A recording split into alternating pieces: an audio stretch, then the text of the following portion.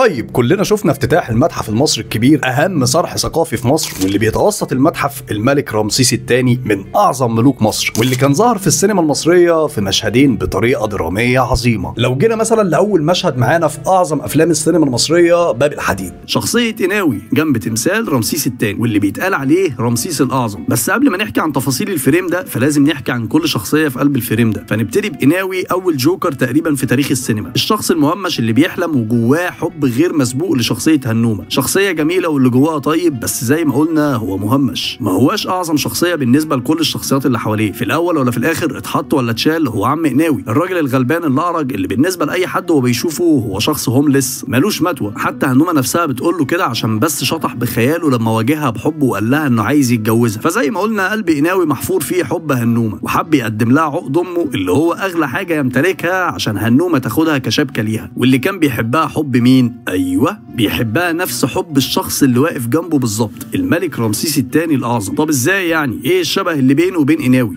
رمسيس الثاني حب ستات كتير، اتجوز طوب الارض، بس الوحيده اللي حبها بجد وطرح في قلب حبها زي حب قناوي لهنومه كانت الملكه نفرتاري، اللي هي اسمها اصلا مترجم جميله جميلات الدنيا. وبرغم انه اتجوز ستات كتيره الا ان نفرتاري هي الوحيده اللي رمسيس الثاني بنى لها معبد، ايوه معبد ابو سمبل. المعبد ده كان هديه بتعبر عن حب وامتنان رمسيس لنفرتاري، واسمه بقى ابو سمبل مع الوقت لانه في شاب صغير اكتشفه بعد ما الرمال غطت عليه وورى المستكشفين مكان المعبد، وبعد ما اكتشفوه سموا اسم المعبد على اسمه. ويوسف شاهين اصاغ حب قناوي لهنومه وثواب حب رمسيس لنفرتاري بصياعه جميله. لما قناوي قال لهنومه بالظبط وقبل ما التمثال يجتمع بقناوي راس براس، قناوي قال لها نفسي نروح انا وانت نسكن في البحر في مكان هادي ونبقى لوحدنا. هتقول لي طب فين البحر؟ والمعبد اصلا موجود في اسوان، يعني مفيش بحر، ده كله نيل وصحراء. ايوه ما هي شخصيه قناوي بتقول عن النيل بحر عادي زي ناس كتيره جدا حوالينا، والدليل على ده ان قناوي قال لهنومه كده بعيد عن الناس في قبلي وجه قبلي مش بحري. حتى لما كلمها بالصعيدي عشان ده المكان اللي يوسف شاهين عايز يتوج فيه قصه حب قناوي وهنومه، نفس بالظبط قصه حب نفرتاري برمسيس. ولكن فين رمسيس وفين قناوي؟ قناوي عمره ما هيكون رمسيس، لان قناوي زي ما قلنا هو شخص مهمش، عشان كده ظاهر في الفريم جنب تمثال رمسيس حجمه ضئيل جدا عكس حجم تمثال رمسيس اللي فوق منه تاج ومتوج، انما قناوي فوق منه طاقيه مخرمه زي حياته المهمشه وسط كل اللي حواليه اللي بياخدوه على قد عقله. لكن قناوي لو كان شخص قوي وقادر زي رمسيس بالظبط كانت الزاويه هتختلف عن كده اكتر. بكل بساطه كان يوسف شاهين هياخد الفريم زاويه لو انجل اكتر وينزل تحت شويه لحد ما يساوي قناوي بجده الملك رمسيس زي كده. ولكن للاسف قناوي هو قناوي ورمسيس هو رمسيس، عشان كده هنومه كانت بتواجهه برفضها ليه وبمعايرتها باعاقته وهو واقف ضئيل الحجم مكسور القلب جنب التمثال.